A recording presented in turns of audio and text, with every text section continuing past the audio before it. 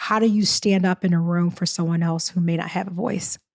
Well, I'm glad you said that, because the thought that came through my mind was like, in order to be an effective ally, you have to be brave. You have to be courageous. You Brave. have to be willing to sacrifice Yes. things. Mm-hmm. And that means that Brave. sometimes you have to Yes. be willing to accept the consequences with stepping up and being someone's ally. Yeah. And that's why not everybody knows how to be, because being comfortable is easy. And so Yes. taking those steps and being courageous and stepping out on a limb and doing that, you have to be courageous, because you don't know what the implications are. You don't know what the repercussions are. You have no idea. But that's why in allyship or being an ally, that has to be your intention, to improve, to innovate, to be a disruptor, meaning you're not afraid of any of that. You don't care about any of that. All I care about is impacting other people in a positive way. And if you're willing to do that, no matter what happens, it's always going to lead you to where you should be going and what you should be doing. So yeah, I love for that, anybody who's Shay. going to be an ally. Mm-hmm. I love that you talked about this element of bravery, because I think sometimes we're afraid to step out on a limb for someone else, right? Like you are scary. definitely more courageous for yourself, right? Like you're like, this is something that I need and I'm willing to do for me.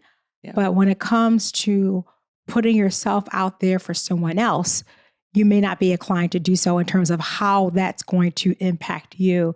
So I think, in terms of being brave is being there to support the person when you know there's some level of risk for yourself. Yeah. And that may not be easy for other people, because some people may say, like, I'm not willing to put myself on the line, put my reputation on the line, put my job on the line for someone else. But I think know your audience, right? Like know who the person that, whatever this person is that you're supporting, like you should know that person well enough to know that you're making the right decision and that the risk, it's worth it based on that person, right? And risk versus reward. Right. And I think that's what's important, because when I'm like, I just recently was an ally for someone in a work setting, and it was just more so just providing clarity, because oftentimes perception is reality, and what you bring to the table, maybe you had such a brief interaction with someone, right? And then folks will take away, well, this person, they already came up with, like, in 30 seconds who they perceived you to be. Yes. Without getting to know who you truly are. Yeah. So because I was in a room and I knew that person, I said, wait a minute, that's just not true.